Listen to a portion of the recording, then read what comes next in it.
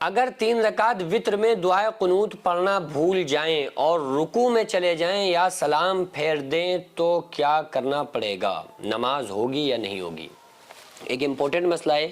کہ اگر کوئی انسان وطر پڑھ رہا ہے، جو 3 رکعت وطر پڑھے جاتے ہیں عشاء کی نماز میں، اور کسی انسان نے دعائے قنوت نہیں پڑھی، دعائے قنوت پڑھنا بھول گیا اور وہ رکوع میں چلا گیا یا سجدے میں چلا گیا، تو اب اس کو یاد آیا کہ ہم نے دعائے قنوت تو پڑھی نہیں، تو اب اس کی نماز ہوگی یا نہیں ہوگی، نماز مانی جائے گی یا نہیں مانی جائے گی، یا اس کو نماز دوبارہ پڑھنا پڑے گی؟ دیکھیں، دعائے قنوت جو ہے یہ واجب ہے، یعنی کہ واجب اس چیز کو کہتے ہیں جس کا ادا کرنا ضروری ہو، اور اگر کسی انسان نے جان بوجھ کر واجب کو کسی چیز نماز میں واجب کو ترک کر دیا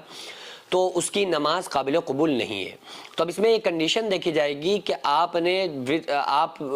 دعائے قنوت پڑھنا بھول گئے اور آپ رکوع میں چلے گئے۔ اگر آپ فوراً رکوع میں گئے ہیں اور آپ کو فوراً یاد آ گیا ہے، یا پوری طرح سے جھک نہیں پائے تھے، ٹھیک سے پہنچے نہیں تھے، تو آپ کو چاہیے کہ آپ فوراً کھڑے ہو جائیں۔ کھڑے ہونے کے بعد آپ دعائے قنوت کو پڑھیں، لیکن اگر ذرا سی بھی دیر لگ گئی ہے، 3 مرتبہ سبحان اللہ جتنی دیر میں کہا جاتا ہے،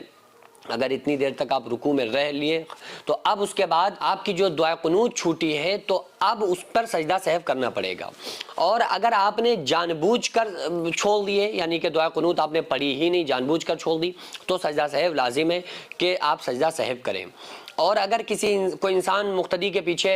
وطر پڑھ رہا ہے، عام رمضانوں میں ایسا ہوتا ہے کہ سارے لوگ ساتھ میں وطر پڑھتے ہیں امام کے ساتھ میں، امام ہی نے دعائے قنوت نہیں پڑھی، تو پھر اس کنڈیشن میں وہی حکم ہوگا جو میں نے آپ کو پہلے بتایا ہے کہ وہ سجدہ سہو لاسٹ میں کریں، یا اگر سجدہ سہو بھی نہیں کیا، سجدہ سہو بھی رہنے دیا، سجدہ سہو بھی بھول کے نہیں کیا، تو پھر نماز کا اعادہ ضروری ہے، نماز کو لوٹانا ضروری ہے اگر آپ وقت کے اندر ہیں۔ اور اگر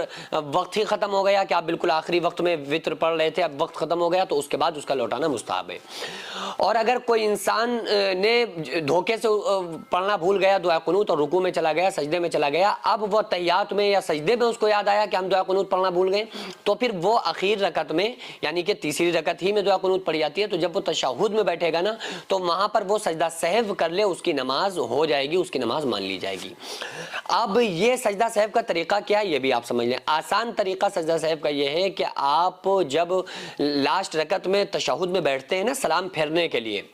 اور اس میں تشہد پڑھتے ہیں، التحیات للہ والصلوات والطیبات السلام علیک ایھا النبی ورحمۃ اللہ وبرکاتہ السلام علینا وعلی عباد اللہ الصالحین اشہد ان لا الہ الا اللہ واشہد ان محمدا عبدہ ورسولہ، یہ پڑھتے ہیں۔ اس کے بعد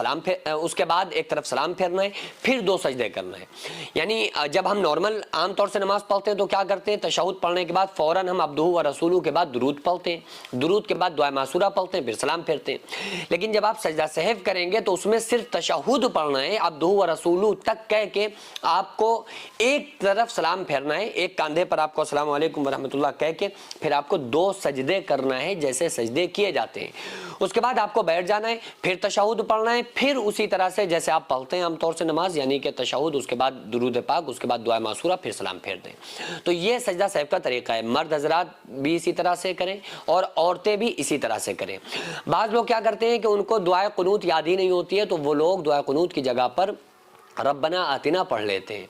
تو اگر دعائے قنوت یاد نہیں ہے تو آپ ربنا آتنا فی الدنیا پڑھ تو سکتے ہیں، لیکن بہتر یہ ہے کہ آپ دعائے قنوت ہی یاد کر لیں، کیونکہ دعائے قنوت کی مثل کوئی دوسری دعا نہیں ہے۔ تو اس لیے یہ دعائے معصورہ میں سے ہے، وہ بھی ہے ربنا آتنا بھی، لیکن بہترین دعا ہے دعائے قنوت جو وطر کے لیے خاص ہے۔